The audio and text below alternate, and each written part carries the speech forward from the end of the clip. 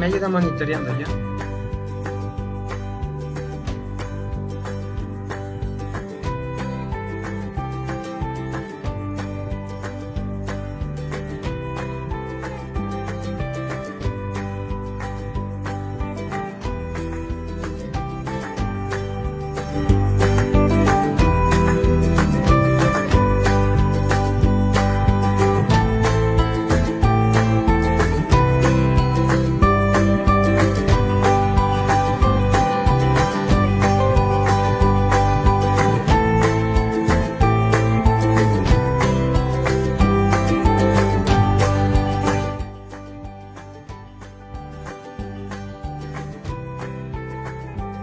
Eh,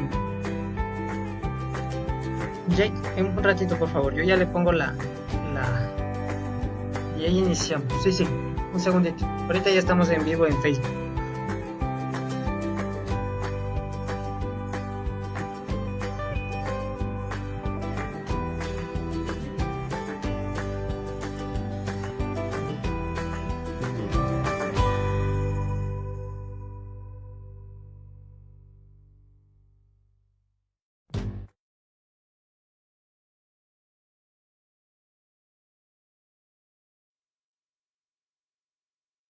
Listo, muy buenas tardes con todos y todas quienes se han sumado a este primer webinar de una serie de webinars que estamos realizando en el marco de la campaña Unidos frente al fenómeno del niño. Sean todos bienvenidos, bienvenidas. Recording in progress. Invitarles también a que puedan ir compartiendo a quienes nos están observando desde las redes sociales, desde el Facebook del PNUD Ecuador, que puedan ir compartiendo esta transmisión. Bueno, primero que nada, darles la más cordial bienvenida, comentarles que este primer webinar, o bueno, la serie de webinars que se están llevando a cabo en esta tarde, es en el marco de la preparación a los productores agropecuarios ante el fenómeno del niño. Como ustedes saben, Ecuador enfrenta una exposición significativa a una amplia gama de desastres. Uno de estos eventos es el Niño Oscilación Sur, que afecta a regiones ecuatorianas ubicadas en altitudes inferiores a los 1500 metros sobre el nivel del mar, provocando precipitaciones superiores a lo normal. Las consecuencias de esto son aguaceros, inundaciones, deslizamientos de tierra, desbordamiento de ríos y fuertes oleajes, provocando erosión costera, daños en infraestructura, pérdidas importantes en el sector productivo, entre muchas otras más. Es por eso que el PNUD de Ecuador, en conjunto con el Consorcio de Gobiernos Autónomos Provinciales del Ecuador, CONGOPE, junto a otras instituciones aliadas, han desarrollado esta serie de webinars para estar mejor preparados y reducir los efectos del fenómeno del niño en la cadena de maíz amarillo duro y en otras asociaciones productivas. Antes de comenzar, me gustaría darle el paso a nuestras autoridades, quienes quieren enviar también un saludo a todos quienes se están conectando esta tarde. Me gustaría invitar a Matilde Mort, representante residente del Programa de Naciones Unidas para el Desarrollo en Ecuador, para que nos dé unas breves palabras. Adelante. Señoras y señores que nos acompañan hoy en esta serie de webinars, estoy muy contenta de dirigirme a ustedes para dar unas palabras de bienvenida. Hemos organizado esta serie de 6 webinars dirigidos al sector productivo específicamente para ustedes, productores de maíz duro, arroz, cacao, ganadería de leche y carne, musáceas y para recolectores de manglar. Cada una de estas capacitaciones tiene por objeto generar una mayor comprensión acerca del fenómeno del niño y dar algunas recomendaciones para fortalecer las capacidades para enfrentar los efectos que puede provocar. Es por ello que desde hace unos meses el Programa de las Naciones Unidas para el Desarrollo, en conjunto con el Ministerio de Agricultura y Ganadería y la Organización de las Naciones Unidas para la Alimentación y la Agricultura, FAO, han desarrollado una serie de recomendaciones para que el sector productivo esté mejor preparado para los posibles impactos del fenómeno del niño. Con el apoyo del Consorcio de Gobiernos Autónomos Provinciales del Ecuador, CONGOPE, hemos organizado estas sesiones para llegar a los productores y productoras de todo el país. Hoy nos reunimos para conocer esas acciones de gestión del riesgo y de preparación para reducir la vulnerabilidad de las personas y las comunidades ante desastres, crisis económicas y otros eventos imprevistos. Agradezco su presencia el día de hoy, esperando que la información presentada sea de gran utilidad. Muchas gracias.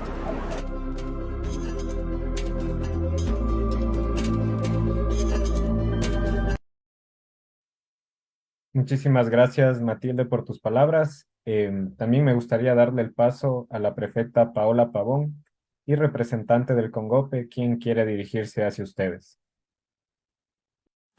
PNUD y CONGOPE trabajando juntos. Con la participación de profesionales, expertos en diferentes áreas del sector productivo, hemos organizado estos seminarios web, más conocidos como webinars, para prepararnos de la mejor manera ante los posibles efectos del fenómeno El Niño en Ecuador. Esta es una oportunidad para intercambiar experiencias, conocimientos y fortalecer las redes de apoyo territorial. Son varios los desafíos que se podrían presentar en los próximos meses por los desastres de este fenómeno. Estamos convencidas que la prevención es el mejor camino para mitigar su impacto económico y social. No te olvides que estos seminarios serán gratuitos y estarán disponibles para todos los interesados a través de las páginas web del Programa de Naciones Unidas para el Desarrollo PNUD y del Consorcio de Gobiernos Provinciales del Ecuador, CONGOPE. Te esperamos. Muchísimas gracias, estimada prefecta. Bueno, como les comentaba, esta tarde vamos a estar con 3 especialistas en el tema y quiero comentarles brevemente antes de empezar cuál va a ser la dinámica. Bueno, para quienes nos están acompañando desde el Zoom, van a tener la posibilidad de participar a través de la opción de preguntas y respuestas que ustedes van a tener en la parte inferior de su pantalla, donde pueden ir colocando todas aquellas dudas e inquietudes conforme las vayan teniendo. Al finalizar cada una de las intervenciones de los panelistas, irán respondiendo estas preguntas. Tendremos también un espacio breve de discusión en la parte final si alguna de estas preguntas no fueron respondidas. Entonces les invito a participar muy activamente con cada una de sus dudas, inquietudes y preguntas mediante el chat. También estamos pendientes de los comentarios que puedan ir dejando a través de nuestra plataforma en redes sociales, en Facebook, en el canal del PNUD de Ecuador. Nuevamente les invito a también ir dando like, comentando y compartiendo para poder llegar a más personas que estamos seguros que necesitarán esta información. Bueno, no me quiero alargar más y quiero presentar a al primer especialista que nos acompaña esta tarde. Él es Felipe Costa, especialista en servicios climáticos del Centro Internacional para la Investigación del Fenómeno del Niño, CIFEN. Felipe, ¿estás por acá? Nos escuchas bien, ¿verdad? ¿Qué tal? Sí, sí, les escucho. Muchas gracias. Perfecto, muchísimas gracias, Felipe, también por acompañarnos esta tarde. El espacio es tuyo. Listo, muchas gracias. Entonces, déjame compartir la pantalla para poner la presentación. Me confirman, por favor, si están viendo la pantalla. Ahí. Ahí sí están viendo la pantalla. Sí, Felipe, tal vez si podemos alzar un poquito más la voz, que me comentan por acá en interno que se te escucha un poco bajo. Ya, de acuerdo. Entonces, voy a tratar de hablar un poco más alto.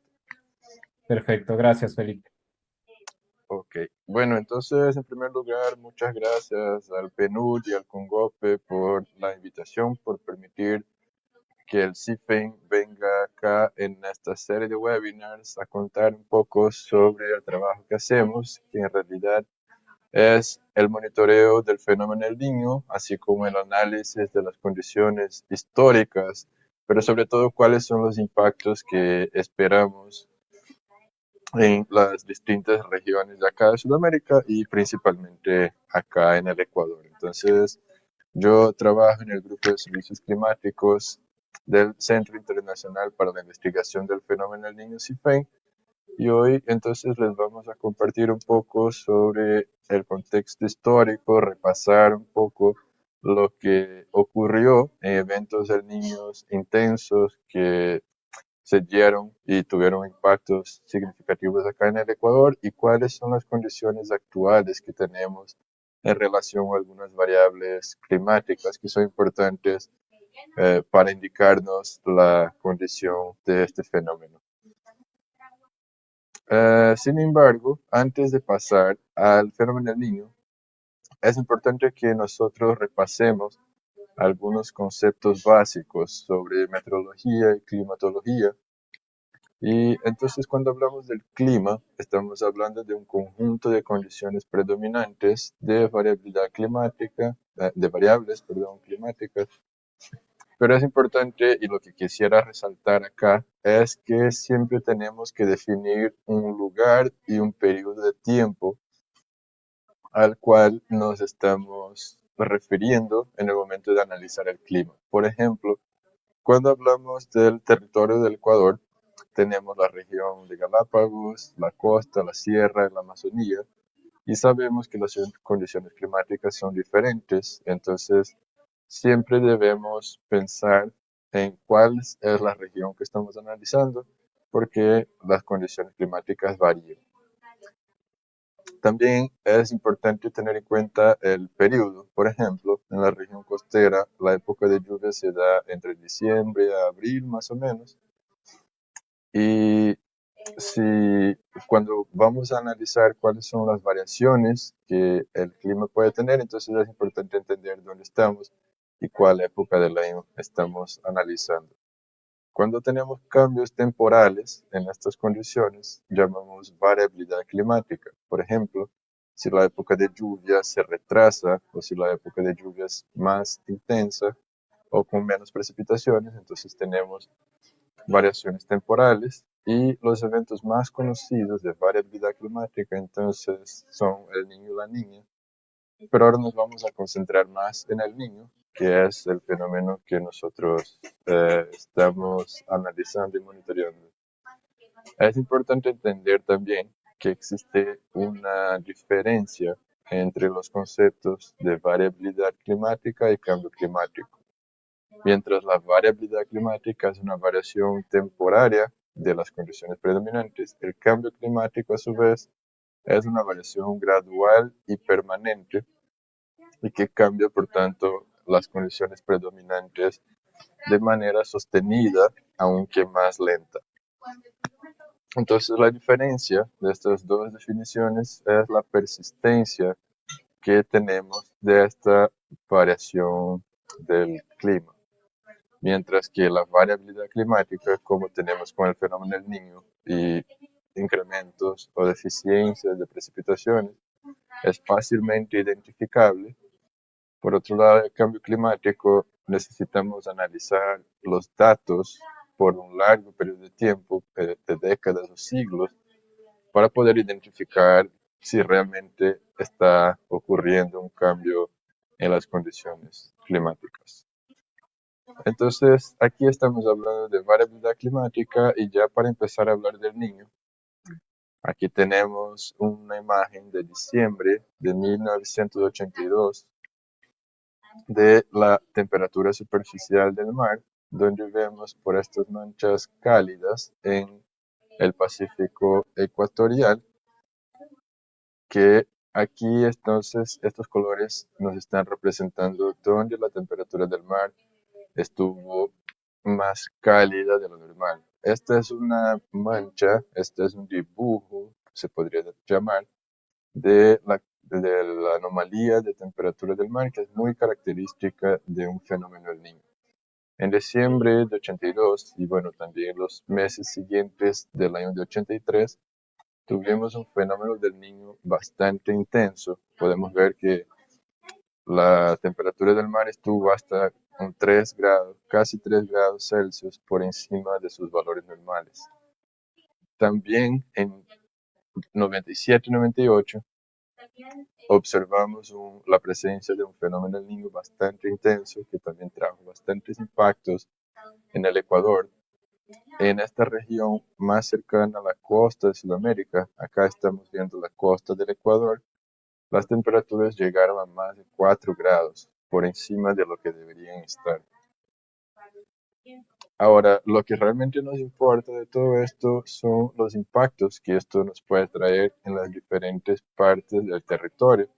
Y aquí nos vamos a concentrar en la región del Ecuador. Este es solamente un ejemplo de cómo se comportaron las precipitaciones en todo el año de 1998, donde un año que tuvimos la presencia del fenómeno El Niño. Entonces aquí estamos viendo las lluvias, los colores en azul o verde nos indican que las lluvias estuvieron por encima de lo que deberían estar, es decir, llovió mucho más de lo normal, mientras que los colores en amarillo, naranja y marrón nos indican donde las lluvias fueron deficitarias en el territorio ecuatoriano. Podemos ver una diferencia muy marcada en la región costera, sobre todo en esta región centro-sur del Ecuador, que las precipitaciones fueron muy intensas en el año de 98. Por otro lado, en la región andina, las precipitaciones fueron deficitarias en este año.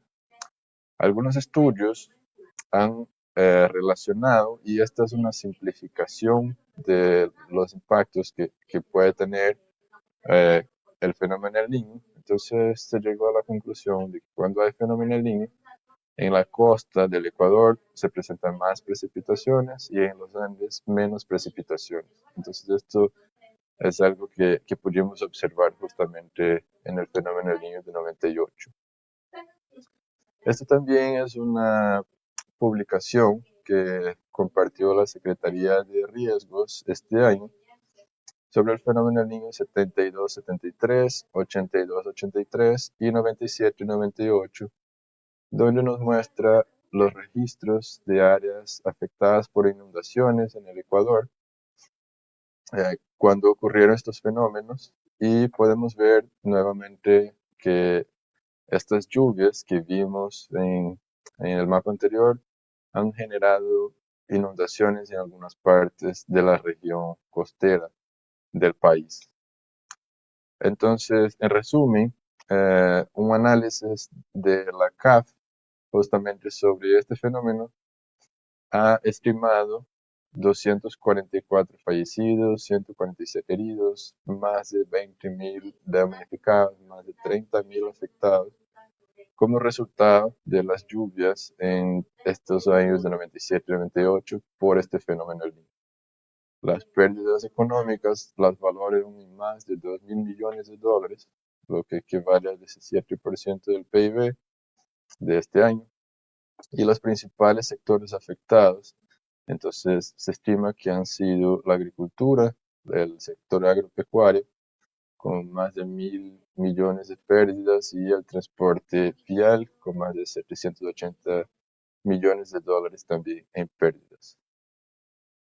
Pero hemos visto también que el fenómeno El Niño o los impactos que puede tener en el clima y por consiguiente en los sectores productivos puede influenciar la producción agrícola, el sector pesquero. Estos dos, a su vez, van a tener un impacto en la seguridad alimentaria. Estos dos sectores, y también junto con la seguridad alimentaria, genera problemas o desafíos en los empleos, reducción de los empleos, lo que a su vez también va a incrementar la vulnerabilidad social.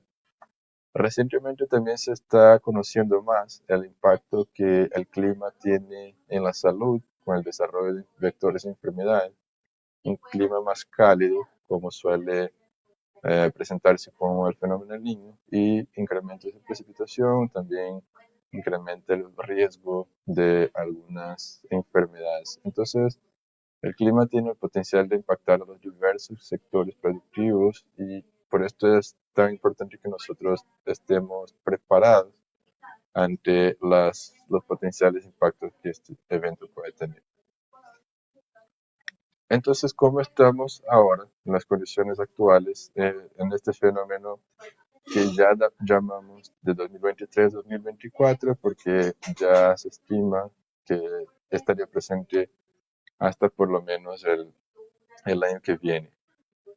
Acá una animación de la temperatura del mar en este año, cuando empezó en enero, febrero, marzo. Acá podemos ver que en marzo y abril este calentamiento empezó a intensificarse y que a partir de junio el calentamiento a su vez se extendió a todo el Océano Pacífico ecuatorial. Entonces, así fue el desarrollo y la evolución de este fenómeno a lo largo de este año. Y es muy interesante observar, voy a dejar que pase otra vez la animación, porque en enero de este año, se pueden ver por los colores en azul, estábamos terminando una La Niña y muy rápidamente se empezó a desarrollar este fenómeno del Niño. Así es como estamos ahora. Esta es la imagen de la última semana, del 12 al 18 de noviembre. Entonces podemos observar anomalías significativas en la región ecuatorial. A nosotros nos interesa bastante también monitorear lo que ocurre en diferentes partes del océano. Acá tenemos la costa del Ecuador y del Perú. Entonces, lo que ocurre en esta región, que la llaman Niño 1+2, tiene bastante relación con los impactos en la región costera del Ecuador. Lo que ocurre en la 3-4, a su vez, tiene también relación con otras regiones como la región andina, la región amazónica e incluso con otras regiones de Sudamérica. Desde el comienzo de este año, en la región 3-4, vimos un calentamiento relativamente lento, pero que ha sido permanente en este año y todo indica que se va a seguir incrementando. Mientras que en la región Niño 1+2, el calentamiento en cambio fue mucho más rápido y mucho más intenso. Entonces, actualmente tenemos 2 grados, alrededor de 2 grados en ambas regiones, 2 grados de anomalía. También a nivel subsuperficial, en las últimas semanas, aquí estamos viendo el Océano Pacífico en profundidad. La región de la costa de Sudamérica estaría más o menos por acá. Y vimos cómo en el medio del océano, en el Pacífico Central, se fue calentando, se fue presentando una celda de aguas más cálidas y que se está desplazando hacia el este, hacia Sudamérica, y que puede entonces estar contribuyendo para que este fenómeno se siga fortaleciendo. En cuanto a las lluvias, para el siguiente mes, el pronóstico de precipitación nos indica, y también vemos por los colores acá en verde, que las precipitaciones estarían por encima de lo normal en parte de la región costera del Ecuador. Y es muy interesante ver, saliendo un poco del Ecuador, cómo gran parte de la Amazonía, en cambio, estaría con déficit de precipitaciones. El INAMI también, en el último pronóstico que nos compartió, indica justamente que el litoral y el perfil costero para este mes de noviembre y diciembre, las precipitaciones y las temperaturas estarían sobre lo normal. Y bueno, ya para ir terminando, la temperatura del aire también, los pronósticos indican que se presentaría temperaturas sobre lo normal en toda la región del Ecuador, así como en gran parte de Sudamérica.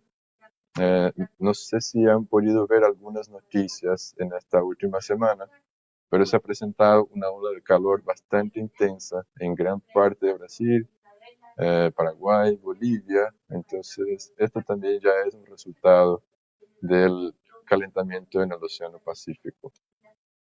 Y finalmente, quisiéramos dejar unas fuentes de información sobre las alertas de las condiciones del fenómeno del Niño para que ustedes sigan actualizados y sigan fuentes oficiales para que puedan estar monitoreando y acompañando también la evolución de este fenómeno. La primera es el comité ERFIN, el grupo de estudios encargados del fenómeno del Niño en Ecuador.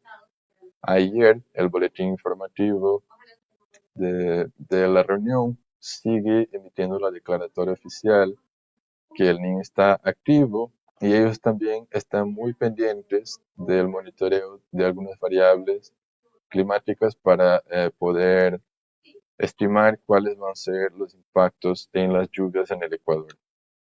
La Secretaría de Gestión de Riesgos también está desde el 18 de septiembre con alerta naranja, y ellos también ya recomiendan reforzar las acciones de preparación y de respuesta. Nosotros en CIFEN también estamos con más frecuencia de lo normal publicando comunicados, y también en las próximas semanas estaremos actualizando el boletín del niño o la niña con las condiciones actualizadas, porque ya estamos en la fase de madurez del fenómeno, y entonces nos interesa bastante saber si este fenómeno se va a seguir fortaleciendo y cuál es la perspectiva, hasta cuándo estaría presente. Les invitamos entonces a que nos sigan en las redes sociales para que puedan acompañar justamente todo lo que estamos diciendo acá.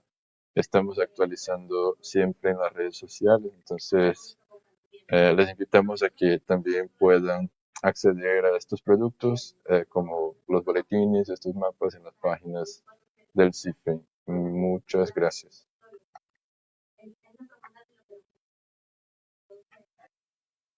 Muchísimas gracias a ti, Felipe, por tan valiosa información que nos compartes esta tarde.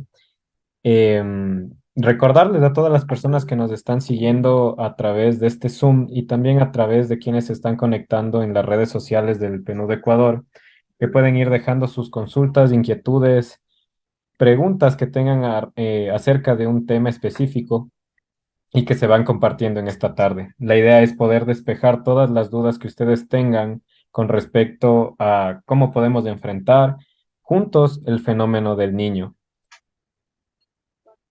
Bueno, mientras ustedes van colocando sus preguntas, vamos a ir pasando al siguiente panelista, que en esta tarde nos va a compartir sobre justamente cómo podemos estar mejor preparados y cuáles son aquellas acciones que podemos realizar para enfrentar de mejor manera este fenómeno. Me gustaría darle el paso esta tarde a Jorge Luis Morillo, coordinador de iniciativas de financiamiento para el desarrollo del Programa de las Naciones Unidas para el Desarrollo PNUD.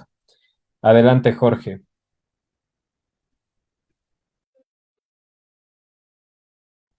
Muy buenas tardes. Muchísimas gracias, Jake, por el espacio.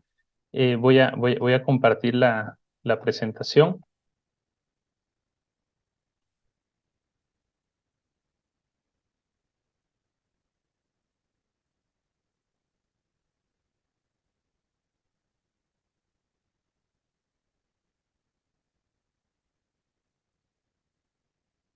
Perfecto. No sé si se puede ver o algo que... Aquí está. Jake, me confirma si ya se puede ver la presentación. Sí, en este momento se puede apreciar la presentación.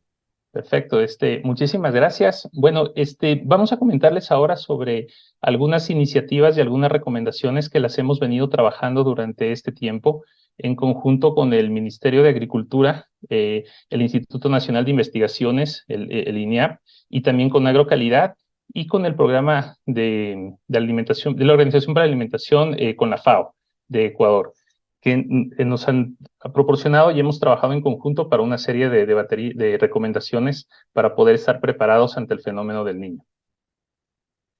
Como lo estaba mencionando anteriormente nuestro colega de CIFEN, tenemos que el número de inundaciones en el Ecuador a lo largo de, este es un histórico, desde 1970 hasta el 2019, han ocurrido 4.705 eventos, lo que coincide en que las inundaciones pues es una amenaza recurrente que se da aquí en el Ecuador. De estos ha habido un 5% de fallecidos que son producto del tema de las inundaciones, más de 766,000 afectados de manera directa e indirecta y más de 94,000 viviendas afectadas y destruidas. Como podemos apreciar en los fenómenos del Niño que nos mencionaban que pues eran los eventos más fuertes, en el 82 y en el 83 pues vemos cómo se incrementó el número de inundaciones, tanto en el 97 como en el 98 y en el 2008, pero vemos que a partir del año 2010 pues estos eventos son más recurrentes y tienen una mayor cantidad de eventos que están pasando en el tema de inundaciones. Tomando igual en consideración la misma fuente, pues vemos que en los niños, por lo general en la costa, principalmente lo que son la provincia de Guayas y los ríos, parte de Santa Elena, Esmeraldas, Manabí, pues son las provincias que se ven más afectadas con el tema de inundaciones. Y esto también se corrobora con el mapa de susceptibilidad de inundaciones, en donde vemos pues que toda la cuenca baja del río Guayas es la zona con mayor susceptibilidad o mayor potencialización para el tema de las inundaciones. Y es ahí donde están la gran cantidad de productos, como en este caso el tema de maíz. Considerando igual el fenómeno del Niño del 97 y el 98, vemos pues que los principales productos agrícolas afectados pues fueron el banano, tanto en hectáreas como en miles de dólares, el arroz, el maíz duro, la caña, los pastos, el café, que en esa época pues tenía una considerable superficie productiva, el cacao y el plátano. Si nos concentramos en el tema del maíz duro, verificamos que se perdieron cerca de 39,350 hectáreas, que equivalieron a 87 millones de dólares como pérdidas que hubo durante el fenómeno del Niño del 97 y el 98. Y esto conllevó una productividad perdida de más de 112,000 toneladas. Ahora, para el ENOS 23-24 del sector agrícola, de acuerdo también a estimaciones del Ministerio de Agricultura, pues se prevén que se haya una pérdida de 120 productos agrícolas afectados, más de 945,000 hectáreas, que corresponderían al 44% de la superficie agrícola, y una estimación de pérdidas de 1.800 millones de dólares. Hablando ya en sí del maíz amarillo, se estima una pérdida entre 80,000 y 125,000 toneladas, que considerando con el valor del precio mínimo de sustentación de 16,33, la pérdida económica estaría entre los 28 a 45 millones de dólares. Aquí, claro, haciendo una comparación con el 97-98, pues podríamos estimar que realmente son unas cifras conservadoras. Ahora, ¿cuáles serían los probables efectos que se podrían ocasionar en el maíz amarillo? Como mencionaba, pues estas recomendaciones fueron trabajadas en conjunto con el Ministerio de Agricultura, con la FAO, con Agrocalidad y con INEAD. Lo principal por los temas, sobre todo de inundaciones y el exceso de lluvias o el incremento en la precipitación, pues está el tema de la proliferación de malezas, las plagas y las enfermedades en el cultivo. Y aquí, como ustedes saben, pues se incrementaría lo que es la pudrición de raíz, los barrenadores del tallo, los cogolleros, que son las principales como plagas y enfermedades pues que están afectando al cultivo. También habría una baja de la calidad del grano, debido sobre todo a la alta humedad y a la presencia de hongos, por todo el tema de poder realizar un secado del grano. También un bajo desarrollo de la planta y mazorcas de menor tamaño, ya que al estar inundadas, pues que se complica todo el tema de la absorción de nutrientes y sobre todo, pues la programación de la nutrición se vería afectada. También una reducción en la producción y por consecuencia, pues menor alimento disponible para las aves de postura y carne, que es a donde va destinado la gran cantidad del maíz amarillo. También habría una disminución de la demanda de mano de obra para trabajos agropecuarios, daños en terrenos para realizar nuevas siembras, es decir, habría un retraso de la siembra, lo que estaría también perjudicado un poco todo el tema del calendario de siembras y cosechas que se lo ha venido trabajando durante los últimos años, y sobre todo también daños en caminos de segundo y tercer orden que podrían impedir sacar estas cosechas a los centros de acopio. Ahora, ¿qué recomendaciones un poco las hemos ido elaborando y de manera general las podemos categorizar en lo que vendría a ser antes del evento, durante y después. Verificando los temas antes del evento, pues partiríamos siempre revisando el calendario de siembra y cosecha, es decir, como mencionaba, poder establecer y verificar de acuerdo a las condiciones meteorológicas y a lo que las fuentes oficiales, pues y los organismos especializados nos están mencionando sobre este incremento o este posible incremento de las precipitaciones, pues tenemos que revisar y planificarnos adecuadamente. También una de las opciones es contar con el seguro agrícola subvencionado por el Ministerio de Agricultura y Ganadería, los cuales pues se puede acceder a través de las diferentes direcciones provinciales. Tenemos que identificar cuáles son las zonas de menor riesgo de inundación, cuáles estarían en las partes tal vez altas o en las zonas también que no serían inundables, inclusive también verificar las zonas de laderas para que no haya también deslizamientos de tierras. También construir, en caso de que no haya, mejorar y sobre todo también limpiar si se cuenta con canales de drenaje, riegos, acequias, las riberas, las quebradas, para con eso permitir el flujo normal del agua o del exceso de agua que pueda haber en el cultivo. También emplear semillas certificadas que sean tolerantes al exceso de humedad. Adecuar espacios seguros para almacenar la cosecha, las semillas, para que, como mencionaba, pues no sean contaminadas por un exceso de humedad o por hongos u otras plagas. Como le mencionaba en las laderas, pues implementar prácticas de conservación de suelo, sobre todo evitando el tema de erosión y de futuros deslaves, perdón. Un manejo adecuado también de la nutrición y uso de bioestimulantes para los periodos de estrés. Aquí también podemos jugar también con productos que sean sobre todo una fertilización foliar y para que de esa forma pues también la planta esté nutrida y resista a estas condiciones adversas, y sobre todo identificar también zonas altas para movilizar a los animales mayores y menores que tenemos pues en cada una de las fincas. Ahora, durante el evento, si es que ya se produce alguna inundación o alguna precipitación pues sobre de lo normal, si se cuenta con el seguro agropecuario, pues hay que comunicar inmediatamente el siniestro para poder aplicar a la cobertura. También contar con un plan de contingencia durante el tiempo que dure la inundación y no se puedan realizar actividades agrícolas. Llevamos a explicar unas recomendaciones para este caso. Sobre todo también colocar las mazorcas que ya están recolectadas en sitios sombreados o en cobertizos o que tengan alguna cubierta, que tengan una buena ventilación para sobre todo evitar que se deshidraten y la contaminación también que puedan causar este exceso de humedad.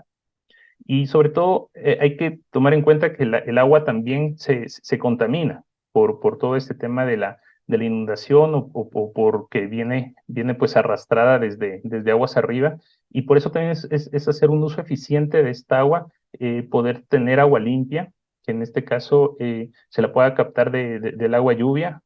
Tal vez se pueda construir albarradas, reservorios de agua o tener tanques recolectores que nos permita pues tener agua limpia y disponible tanto para el cultivo como para los animales. Y ya después del evento, cuando esto se pueda dar, podemos revisar este plan de contingencia en el cual pues podemos identificar qué medidas adoptaremos, qué evitaremos, cuáles fueron las pérdidas, cuantificar un poco también los daños y de esa forma pues tener un registro. También identificar las condiciones que están los caminos y el transporte para poder ver si hay la posibilidad de sacar los productos al centro de acopio. Y si sospechamos de alguna enfermedad, pues comunicar la agrocalidad a través de la aplicación agromóvil que se cuenta a través de una app. Llamar a las oficinas también de la Agencia de Agrocalidad o comunicar al personal del Ministerio de Agricultura. Y aquí, sobre todo, un poco recalcamos el tema del uso eficiente del agua, debido a que esto, como mencionaba, se puede contaminar y puede volverse también dentro de la inundación escasa en el sentido de tener agua limpia para poder tener, sobre todo, para los cultivos y para los animales menores que tengamos. Dentro del plan de contingencia, algunas de las alternativas que podemos sugerir mientras el cultivo esté inundado es, por ejemplo, establecer un tema de acuicultura rural campesina.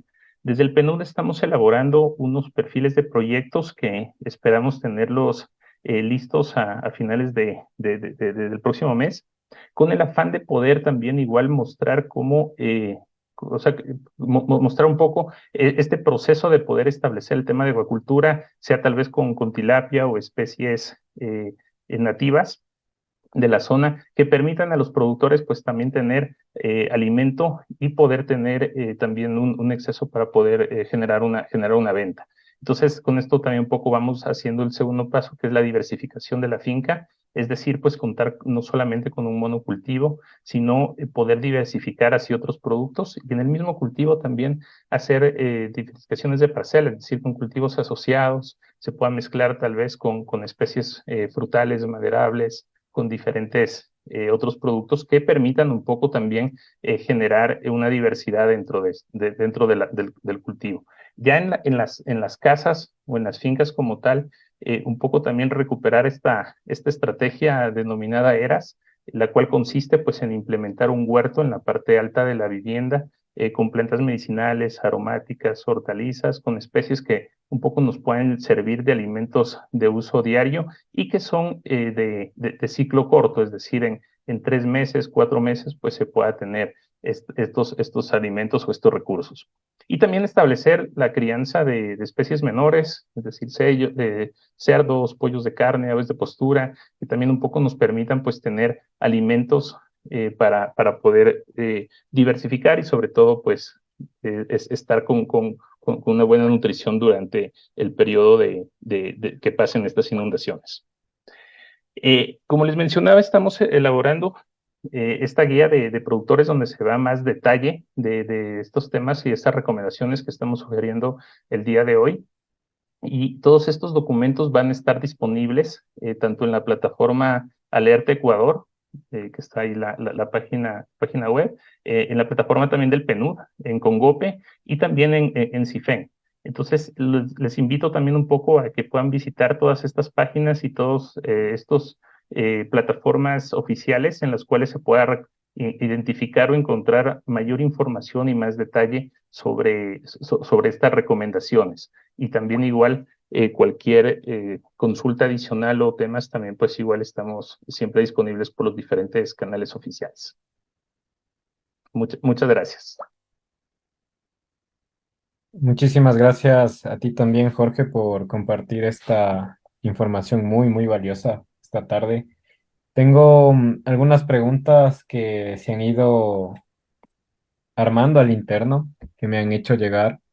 Entonces quisiera que tú nos puedas ir comentando, bueno, me dicen cómo se puede hacer, construir, armar un plan de contingencia. Sí, muchas gracias, Jake. También estamos elaborando desde el PNUD una guía de cómo poder elaborar estos planes de contingencia. Igual en la página también de Alerta Ecuador se han colgado algunas recomendaciones para poder elaborar estas guías. Y lo que primero tenemos que identificar es conocer sobre todo nuestra finca, nuestro sistema productivo, de poder un poco identificar cuáles son las zonas de mayor riesgo, de acuerdo a nuestra experiencia, pues cuáles son las zonas que estarían más susceptibles al tema de inundación. Y de esa forma, pues, poder ir mapeando, identificando para que no realizar las siembras durante estas zonas. Ahora, en el tema del maíz sucede una particularidad de que muchas de la zona del maíz, pues, está sembrado en zonas de ladera, sobre todo, y también en planicies. Entonces, siempre hay que identificar que las zonas, sobre todo en la zona de ladera, no sean susceptibles al tema también de deslizamientos de tierra. Ahora, hay varios procesos también en el maíz que un poco, de lo que estaba también leyendo en el comentario, es verdad que la mayoría de productores arriendan el terreno, no son propietarios directamente de la tierra, y tal vez establecer un sistema diversificado se complicaría. Pero lo que podremos ahí tal vez hacer es un sistema asociado, no solamente el monocultivo de arroz con maíz. Entendemos que al final el paquete tecnológico está muy enfocado al tema netamente del monocultivo, pero podemos destinar una pequeña superficie tal vez de los 10,000 metros cuadrados, pues 1,000 o 2,000 metros, para poder establecer un pequeño huerto o una diversificación, tal vez con productos o con materiales que sean móviles o de fácil traslado, ¿no? Para que no sean unas construcciones fijas o que tengan temas de mucho dinero. Inclusive hay algunos ejemplos en los cuales se establecen pequeños invernaderos con bambú y con plástico que son móviles y de fácil movilización, en las cuales se pueda establecer pequeños sistemas de hortalizas, sobre todo de ciclo corto también, que en 3, 4 meses pues podemos tenerlas para de esa forma también dar una diversificación a los productos, o también inclusive hacer un tema con pastos, y también ya después de lo que se cosecha el maíz, pues también poder hacer el tema de un enolaje o sistemas forrajeros para los animales y el ganado sobre todo. Chévere, muchísimas gracias, Jorge. Tengo otra pregunta, pero creo que esta pregunta me la puede responder Felipe. Así que, Felipe, si estás por ahí, por favor que nos ayudes con esta pregunta que dice, ¿en qué meses se esperan los niveles más altos de lluvias en la costa ecuatoriana? Sí, claro que sí. Bueno, primero es importante entender que para que los que no conocen, que las lluvias en la costa se dan entre diciembre y abril más o menos, siendo que febrero y marzo son los meses que por lo general se presentan más lluvias. Ahora con el fenómeno del Niño estamos viendo justamente la posibilidad de que las lluvias sean un poco más intensas, incluso ya en diciembre y enero, y que luego también en febrero sean, así como suelen ser, un poco más intensas. Hay una posibilidad de que las lluvias se adelanten un poco y sean un poco más intensas en diciembre y enero. Listo, Felipe. Entonces estamos con muy pocos días ya. Tenemos que prepararnos corriendo y justamente desde diferentes actores estamos realizando diferentes tipos de acciones. Estos espacios es solo uno de ellos. Y bueno, agradecerles nuevamente, Felipe, Jorge, también por las respuestas en este espacio a las dudas que han ido surgiendo. Invitarles también a todos quienes están conectados desde el Zoom y a quienes nos siguen desde las redes sociales, en Facebook, que puedan ir dejando sus preguntas, inquietudes, dudas en el chat de este Zoom o a su vez en los comentarios de la transmisión en vivo en Facebook. Les invitamos también a compartir. Toda esta información sabemos que es vasta y que necesitamos que pueda llegar a todas las partes del país. Seguramente hay algunas inquietudes que surgirán después, así que les invitamos a seguir conectados en todos estos espacios. Ya lo han comentado desde diferentes canales y plataformas, como el PNUD, CIFEN, la Secretaría mismo de Gestión de Riesgos. Pueden ir buscando información y también pueden ir dejando todas aquellas dudas que ustedes tienen. Esta tarde me gustaría invitar también al último panelista que nos acompaña. Se trata de Esteban Borja, él es presidente de Funalgodón y quien nos va a estar comentando sobre algunas acciones, experiencias y mejores prácticas implementadas para estar mejor preparados ante los efectos del fenómeno del Niño. Así que, Esteban, el espacio es tuyo, bienvenido. Gracias, Jake. Buenas tardes. Vamos a compartir nuestra presentación.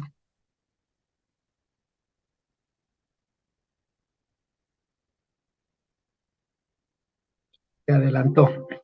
Primero, agradecerle al PNUD y al CONGOPE por esta invitación. Consideramos que es muy importante los actores que hemos estado hasta el momento, ¿no es cierto? Desde el punto de vista del CIFEN, con quienes mantenemos una muy buena relación como actores después de haber pasado lo que pasamos en el fenómeno del Niño del año 1997 y 1998, y con el PNUD también en las cosas que hemos podido trabajar. Nosotros vamos a hablar de nuestras experiencias del fenómeno del Niño del 97 y el 98 y unas acciones implementadas en estos años y las acciones que estamos implementando ahora para el 23-24. Y esta cosa, ¿por qué no camina? Bueno, estamos. La primera parte, las experiencias del fenómeno del Niño del 97-98. La primera es que teníamos menos información sobre ahora del comportamiento de la temperatura del mar. Les cuento que recibíamos los datos vía fax. Por internet era fácil estar informados, pero el internet de ese entonces era muy malo. Había que marcar por teléfono y cuando nos conectábamos y era la información de los días siguientes. Y les tenemos una cosa que es muy importante, que nosotros guardamos esta información de lo que fue septiembre, octubre, noviembre, diciembre, enero y febrero del 97 hasta el 98, y lo que es abril, y comparar cómo está, que lo presentó Felipe, ¿no es cierto? El noviembre y diciembre del 98, las regiones 1 y 2 estuvieron muy activas, más activas de lo que están ahora. Por eso lo que mucha gente a nivel de que ahora está metido con más información, dice, no va a ser un fenómeno del Niño tan grave, no tengamos temor, sembremos nomás. Y nosotros le decimos, ve, el rato que se calienta el 1 y 2, más baja la zona de convergencia intertropical, que es lo que hace llover, los destrozos van a ser graves. ¿Qué pasaba en el 97, 98? Los productores no creían, nos reunimos para explicarles las estrategias, les presentamos esos gráficos. Fue muy difícil convencerlos. Pocos recordaban el impacto del fenómeno del Niño del año 82, 83. Ahí, hace un rato, expusieron las pérdidas posibles de ese entonces, 21,000 a 31,000 hectáreas. O sea, en maíz la gente no sembraba también la cantidad de maíz que se siembra ahora. Entonces la gente no creía que íbamos a tener los productores. Y algo que nos llamó siempre la atención es que decían, solo Dios sabe qué va a pasar. Solo el Todopoderoso, y el Todopoderoso cambiará las condiciones. Y después fue distinto. En esas épocas se sembraba más algodón que maíz. La variedad de algodón que sembrábamos no era apta para ese exceso de agua, produjo un exceso de crecimiento de vegetativo, la pudrición de las bellotas, y no teníamos en ese entonces el regulador de crecimiento a nuestra disposición. Si hubiéramos podido tener regulador de crecimiento, creo que podríamos haber tenido mejores resultados en cuanto a productividad. Hace un rato, ya lo dijo también John, que uno de los daños es a los caminos de acceso a las zonas productivas, a nuestras zonas productivas que teníamos Pedro Carbo, Zancán, Puerto Viejo, Colón, 24 de mayo y todo Tosagua. Todos los caminos en ese entonces eran solo casi veraneros, todos los caminos se dañaron, fue muy difícil el acceso a las zonas productivas. Tal como le dije a Felipe, ¿no es cierto? Las lluvias comenzaron a presentarse en diciembre del 1997, como se pronostica ahora en las zonas maiceras para el 2023. Felipe expuso la misma gráfica, se esperan sobre 50 milímetros. ¿Qué va a producir eso? Malezas desde ahora, ¿no es cierto? Entonces la gente va a querer parar esas malezas, va a tener costos adicionales, y fue lo que sucedió en ese entonces también. Entonces pedían insumos para controlar las malezas. Otra cosa que también lo presentaron es la escasez de mano de obra por la dificultad de llegar a los predios. No solo por la disminución de las zonas productivas, que había la escasez de mano de obra, sino que no había cómo llegar a los predios.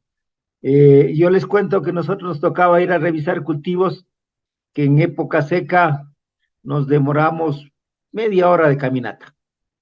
En época de lluvia, en esos inviernos, había que caminar casi 3 horas para cruzar 2 ríos, meterse el agua hasta acá, para ir a ver un cultivo. O sea, imposible que alguien quiera ir a trabajar, que lleve una bomba, una mochila.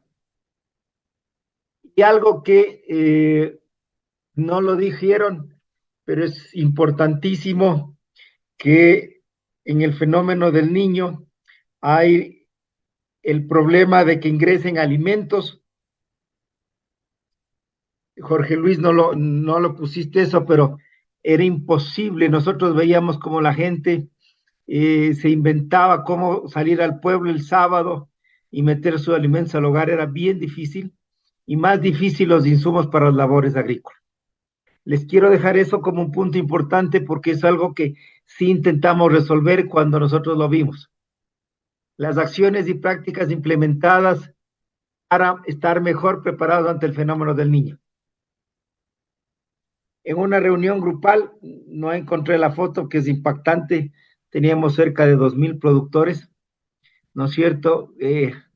Acordamos que en la medida de lo posible sembrar a finales de enero o a mediados de febrero.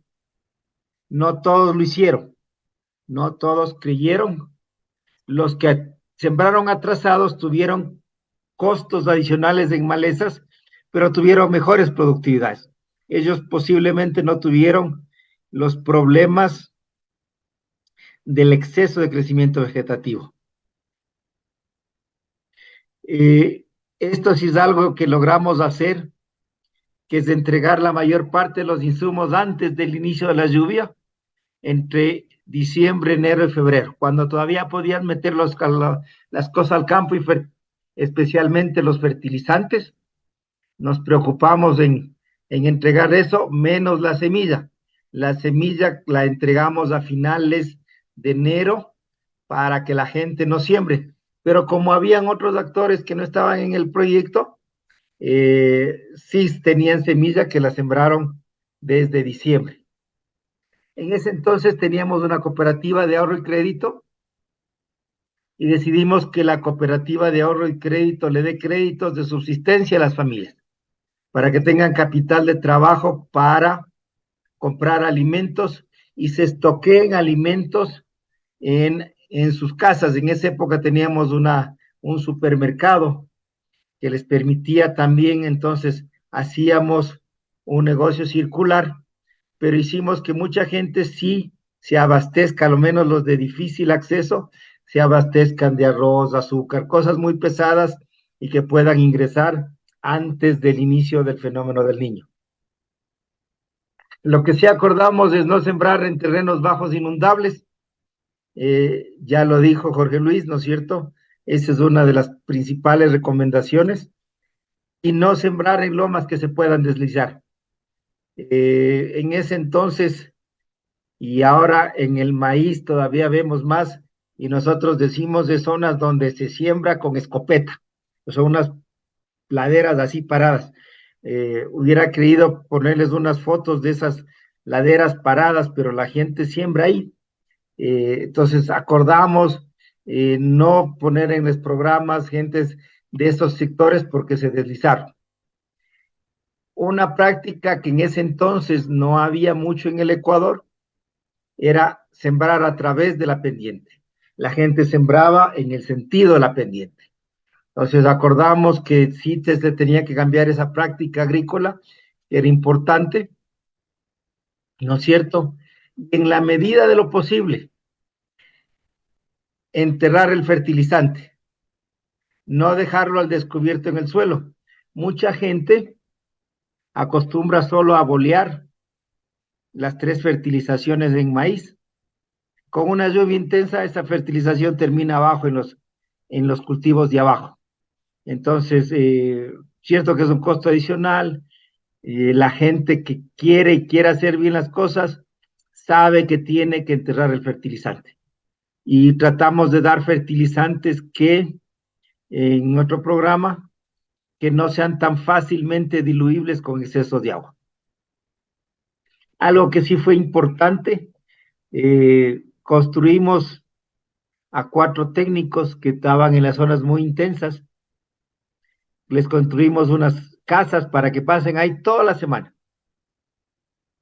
para que no salgan. Perdónenme un segundito para decirle al hijo, estoy en un Zoom de participante, ya te llamo, chao. Gracias. ¿Qué logramos con esto? Internalizar bastantes de los problemas que les hemos contado, porque ahí salían ellos y nos contaban los viernes en la tarde cuando salían a reunirse con nosotros y nos contaban de los problemas que vivían. Es cierto también algunas personas de nuestros técnicos de ese entonces que hubiéramos querido que sean más responsables, iban solo en el carro hasta el filo de la carretera y allí esperaban que salgan los agricultores. Entonces, la conciencia del técnico que está en la zona, sí vivimos nosotros dos tipos de convenciones de agricultores, de técnicos con los agricultores, y unos nos decían la verdad y otros nos decían a medias las verdades, y cuando nos enteramos, ellos dejaron de ser parte del programa. Tenemos que ser muy radicales. Les comento que una persona llegaba al filo de la carretera y ahí les daba las recetas sin ver los cultivos. Cuando alguien nos dijo, pero es que eso hacían, ese día se fue.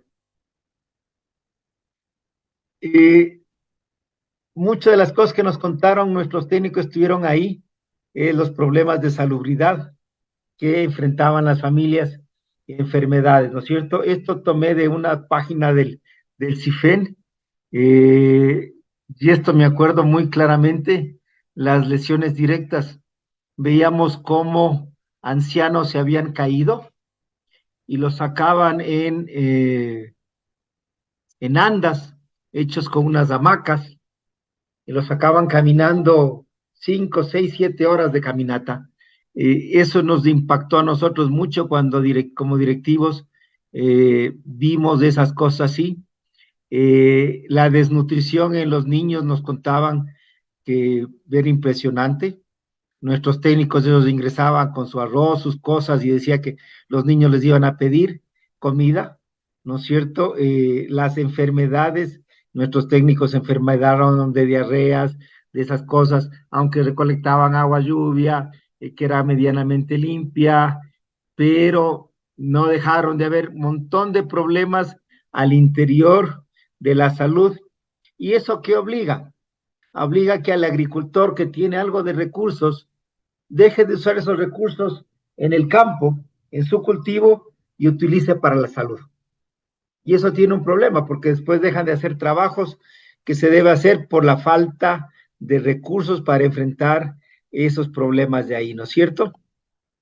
Ya lo dije, se dañaron caminos de acceso, pero nosotros al final del mes de marzo, abril, cuando ya más o menos habían bajado la intensidad de las lluvias, hicimos un acuerdo con el Cuerpo de Ingenieros del Ejército, nos dieron 10 tractores, nuestro compromiso era que nosotros poníamos el combustible, la comunidad ponía la alimentación y dónde dormir los operadores, y habilitamos caminos de acceso y badenes en todas las cosas todas las zonas que quedaron aisladas. Fue un gran trabajo. Nosotros siempre hemos agradecido la disposición del Cuerpo de Ingenieros del Ejército, que entendió en ese entonces que por lo menos abrir los caminos y los badenes, porque muchos puentes pequeños se fueron, muchos alcantarillas se fueron. Las alcantarillas en el campo están hechos con tubos de 1,5 metros. Entonces venían unas correntías que llevaban los tubos para abajo y no quedaba nada. Y ahí ya quedaron en muchas zonas badenes. En ese entonces los badenes estaban solo con piedra. La comunidad consiguió piedra, pudimos poner badenes y pudimos hacer habilitación a las zonas de producción. En comercialización, esto fue algo importantísimo que nos pasó. Como éramos 2 actores fundamentales de la cadena de algodón y textiles, los deudores de Carlos González y su programa agrícola nos entregaban el algodón a nosotros, y los nuestros le entregaban a Carlos González. ¿Por qué? Porque las productividades, en vez de haber sido los 80 o 100 quintales que habíamos sacado hasta el año pasado con esa variedad por hectárea, este año sacaban 40, 50, con lo que no, si pagaban, con lo que pagaban la deuda, pero no les quedaba a ellos dinero. Entonces se dieron cuenta que podían hacer esa esa jugada de ir a vender a otra persona y no pagar. Y es uno de los grandes riesgos que vamos a enfrentar en el 2023 y el 2024. Que si los deudores se quedan, en ese entonces no había seguro agrícola, pero siempre nosotros decíamos que el pequeño productor es buen pagador. Ellos priorizaron su subsistencia, no los podíamos negar. Ya cuando se entrevistaron con nosotros, nos dijeron, hicimos esto. A nosotros y a los bancos que eran partícipes del programa, nos dejó unos 10 millones de pérdida, y fue el fin de tener a la banca privada como partícipe del programa de crédito, que era el motor del crecimiento de nuestro programa de crédito. A ese entonces teníamos 6 bancos que participaban: Pacífico, Pichincha, Previsora, Crédito, no me acuerdo, 2 más que estaban ahí, pero teníamos de las bancas privadas, se peleaban por dar crédito a los agricultores de Funalgodón, porque teníamos recuperaciones del 98, 99% cada año. Entonces, de ellos teníamos entre 6 y 7 millones de dólares, que se habrán recuperado 2, y a nosotros nos quedaron debiendo de nuestro capital unos 5 millones de dólares, que casi nos matan, casi nos quiebran.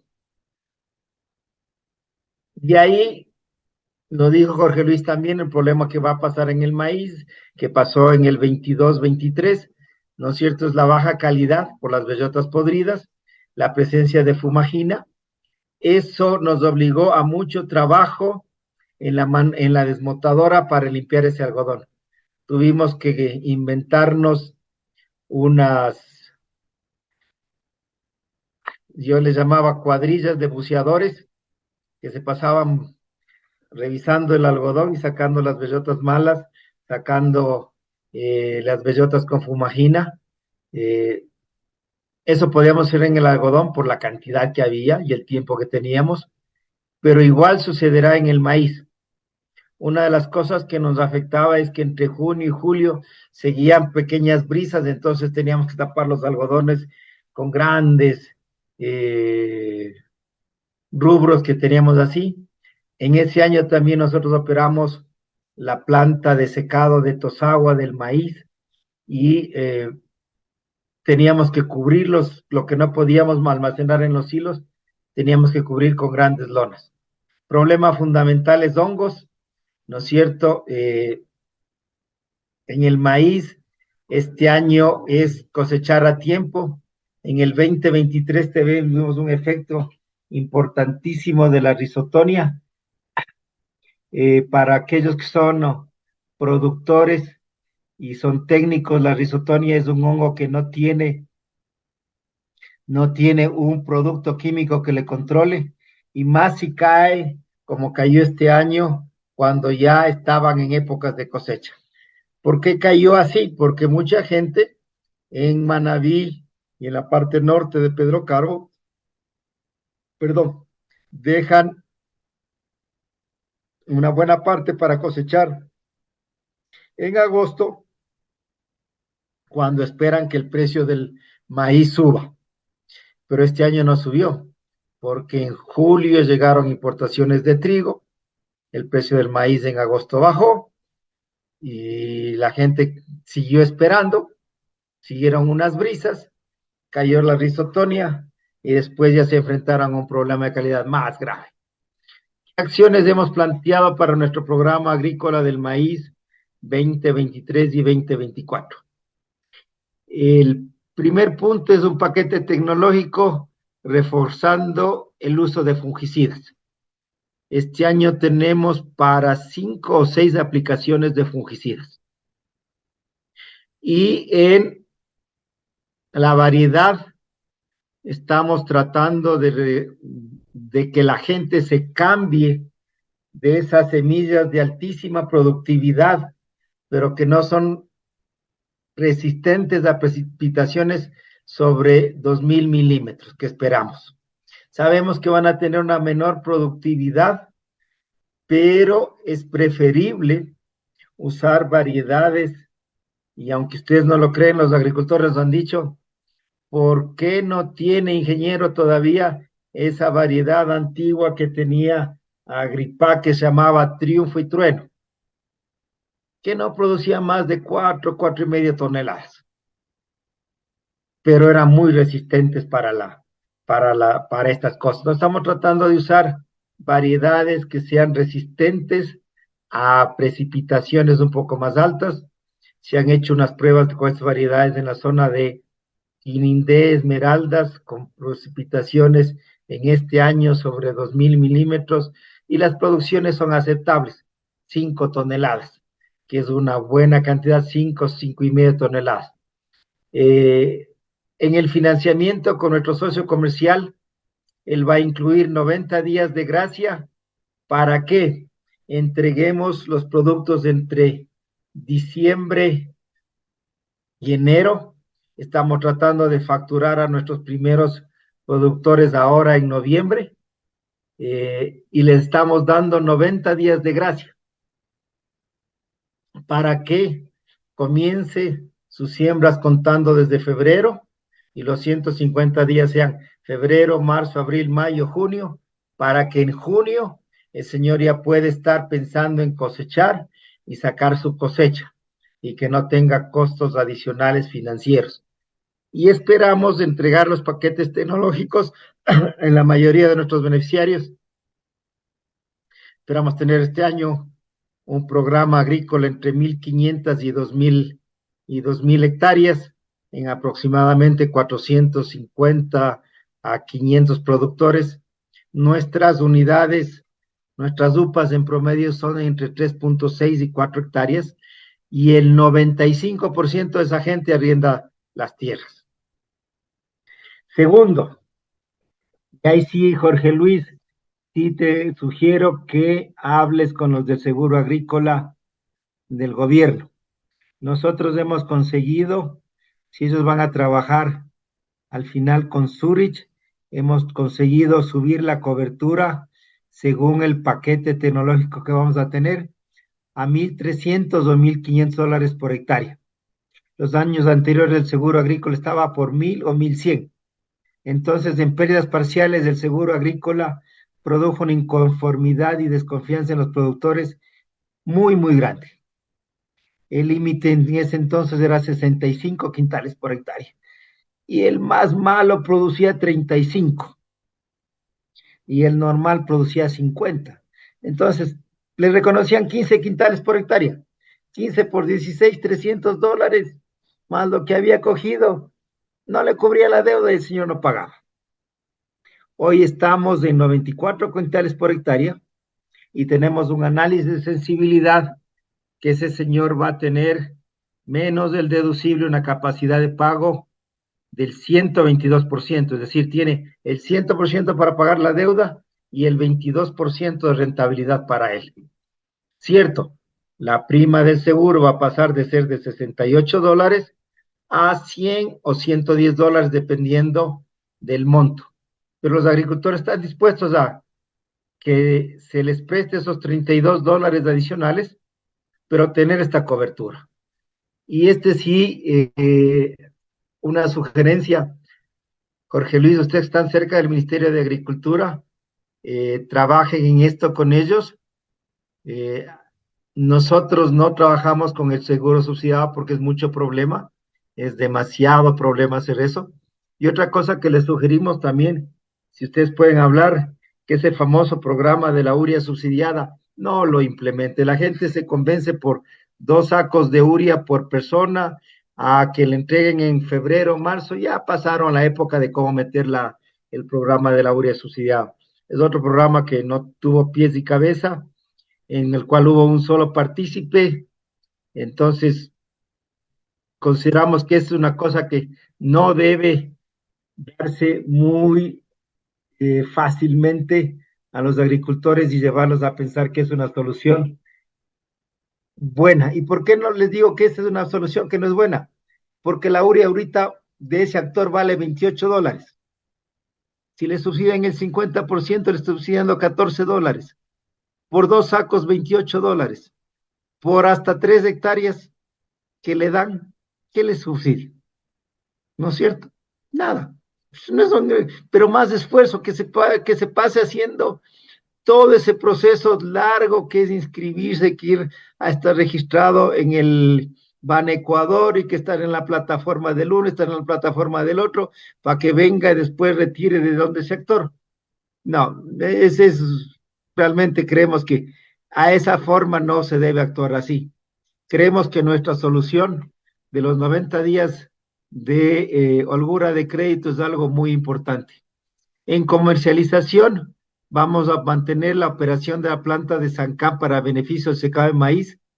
Estamos tomando acciones para duplicar la capacidad de secado de esa planta. Es una inversión importante que la vamos a hacer, ¿no es cierto? Pero estamos seguros de que si es cierto que queremos que la gente coseche y coseche rápido y saque rápido, vamos a tener que tener mayor capacidad y tenemos 2 centros de compra de maíz húmedo y sucio, uno en Pedro Carbo y uno en Tezagua. Esos centros de maíz húmedo y sucio despachan a plantas que están cercanas, que tienen secado. Entonces somos un acopiador para mandar a esas plantas que están ahí. Entonces, ¿qué requerimos? Un alto capital de trabajo para comprar al productor de contado y otorgar créditos a los compradores. Los compradores este año nos pedían 15, 21 días. Estamos seguros que el próximo año nos van a pedir fácilmente 30, 35 días, porque su flujo de caja también se va a disminuir por todos los efectos, por todas las inundaciones. Les agradezco su atención. Quedo a la disposición de sus preguntas y termino de compartir la pantalla. Esteban, muchísimas gracias también por toda la información que compartiste esta tarde. De seguro es muy valiosa para todos quienes nos están siguiendo en esta transmisión en Zoom y también en Facebook Live. Bueno, estamos ya en la recta final de este primer webinar. Tenemos algunas preguntas para los diferentes panelistas.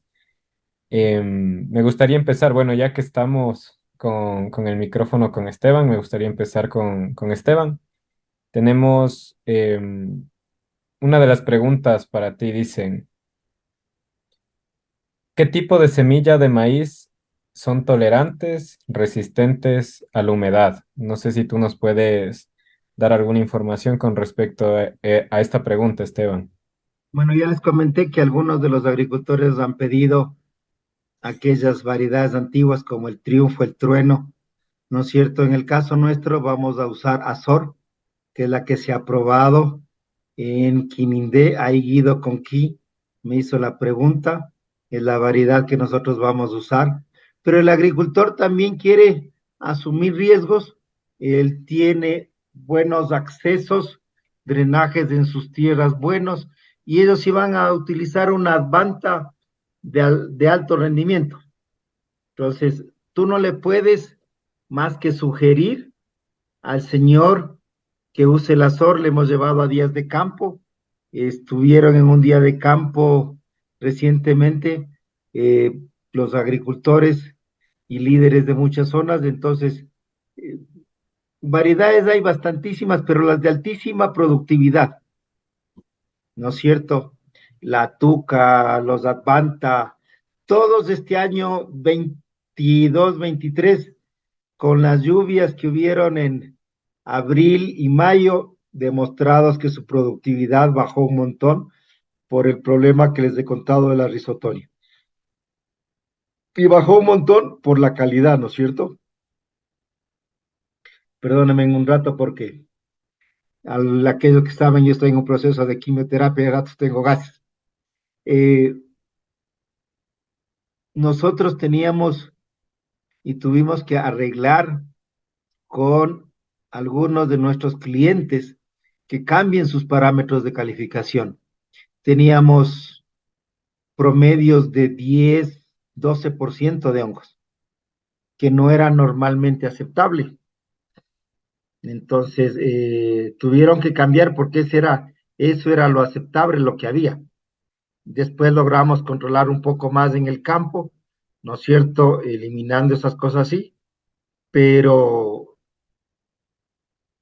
depende del hongo que nos vaya a caer y la época. Por eso, una de las sugerencias de Jorge Luis era tener los altillos donde cosechar, pero Jorge Luis, eso no es tan válido. Si alguien tiene 4 hectáreas y saca 80 quintales, ¿no es cierto? Tiene 320 quintales, necesita casi una casa para guardar 320 quintales. Entonces, es un problema de comercialización que hay que hacerles entender de que cosechen rápido y que no esperen la subida de precios del mes de agosto. Esperamos que este año no hay importaciones de trigo como hubieron en ese entonces. Hasta el lunes de semana yo estuve con la subsecretaria y me dijo, por lo menos mientras yo esté aquí, no habrán importaciones de trigo en la misma época de la cosecha del maíz. Para aquellos que saben, llegó trigo en los meses de junio y julio y los industriales se dedicaron a recibir ese trigo, usar sus hilos para ese trigo. En el país se han traído 300,000 toneladas de trigo para sustituir maíz. Logramos con una dura lucha nosotros demostrar de que con las importaciones de trigo y de DGS para nosotros no hay déficit para la industria. La industria planteaba un déficit de 260,000 toneladas, después dijo acepto 200,000, el ministerio presentó 95,000 y nosotros no estamos oponiendo a esa importación. Si hay que hacer importación por efectos del fenómeno del niño, que se enfrente cuando tenga que ser. No nos podemos adelantar. Lo que sí les podemos comentar es que hay mucho temor en el campo para sembrar. La cantidad de información que tienen ahora a la gente sí le hace dudar. Entonces, de nuestros agricultores que estaban todos inscritos entre los meses de agosto y septiembre, hay un 20% de gente que ha desertado porque le teme al fenómeno del niño.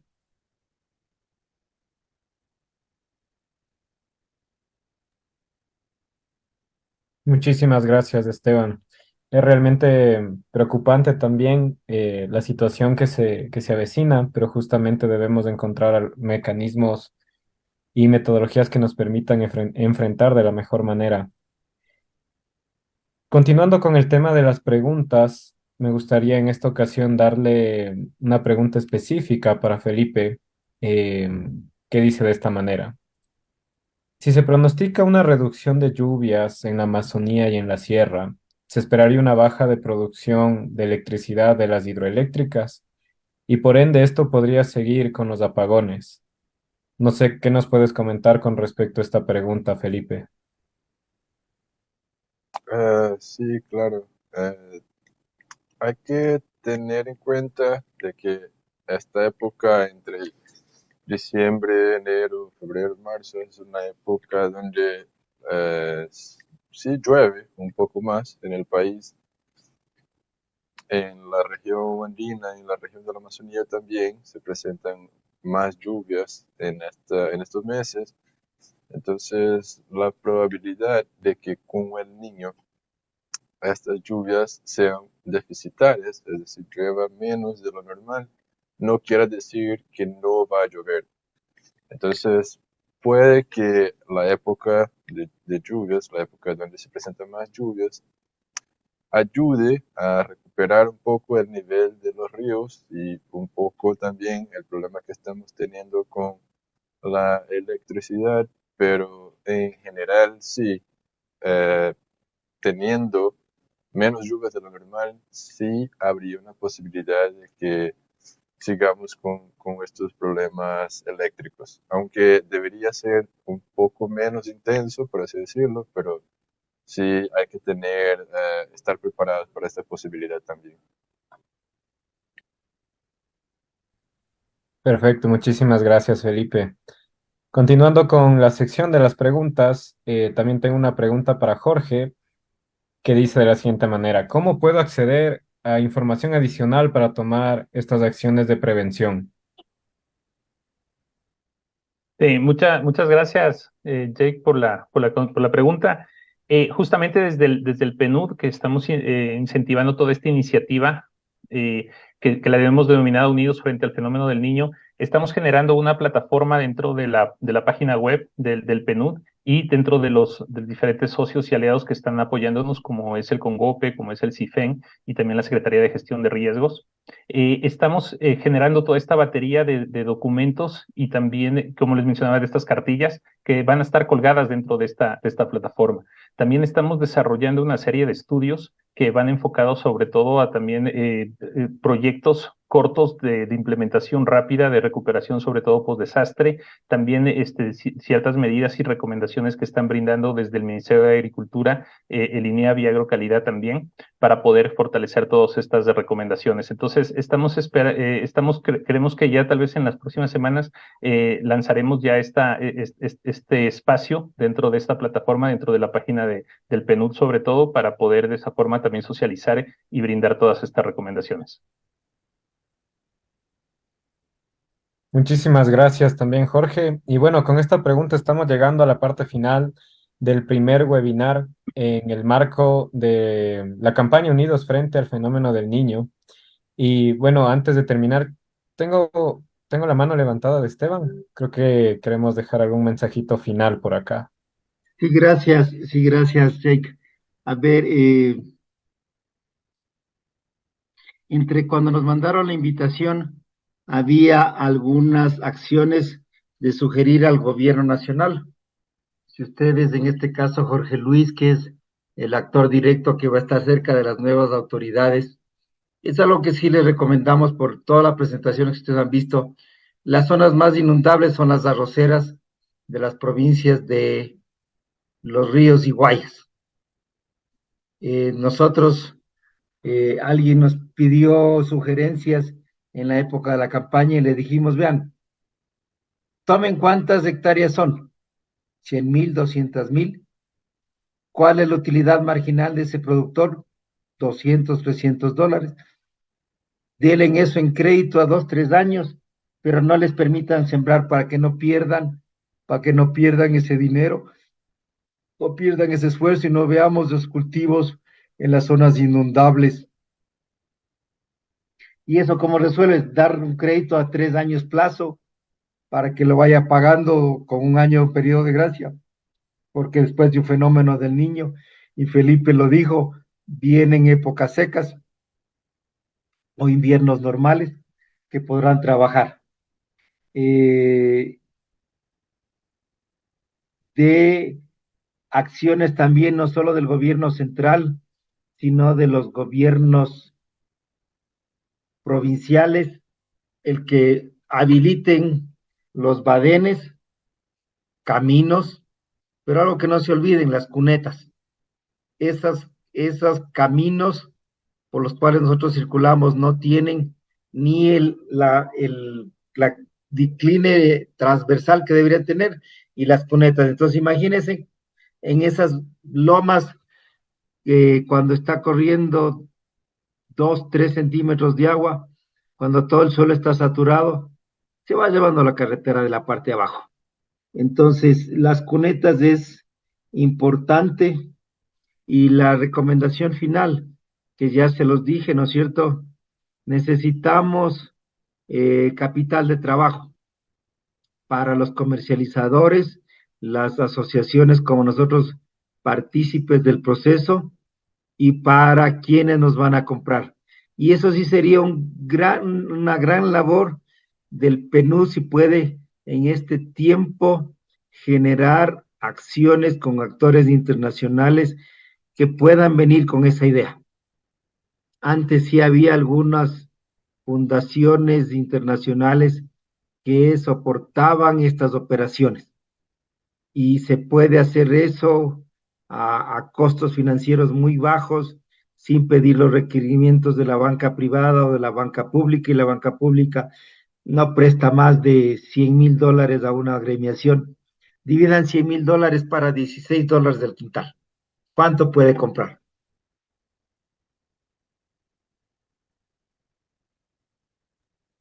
Puede comprar 6,250 quintales. 2 o 3 días de compras. Y se le acaba el dinero. Entonces, Jorge Luis, yo creo que ustedes tienen elementos importantes que son para resolver lo que le va a pasar a la cadena. Eso nomás quería yo adicionar. Listo. Muchísimas gracias, Esteban, también por los comentarios y sugerencias. De seguro tomaremos acciones y cartas al respecto. Como les comentaba, el objetivo de estos webinars justamente es ir compartiendo información clave desde diferentes espacios, actores y aliados con los que estamos trabajando, y los invitamos a que puedan mantenerse en contacto de las redes sociales y de las plataformas oficiales que tienen información verídica y también muy clara con respecto a cómo actuar frente al fenómeno del niño. Estos espacios de webinar se seguirán dando toda la semana que viene, desde el lunes 27 hasta el viernes 1 de diciembre. Así que los invitamos a estar unidos en este espacio y también que se puedan juntar al siguiente webinar, que será con un enfoque a los productores y productoras de arroz. Me gustaría agradecer a todos quienes nos han acompañado esta tarde y también a los invitados desde el CIFEN, desde Funalgodón, también desde el PNUD y desde el CONGOPE. Los invitamos a unirse el día lunes en el webinar para productores y productoras de arroz desde las 4:30 de la tarde hasta las 6. Nos vemos el día lunes. Un abrazo.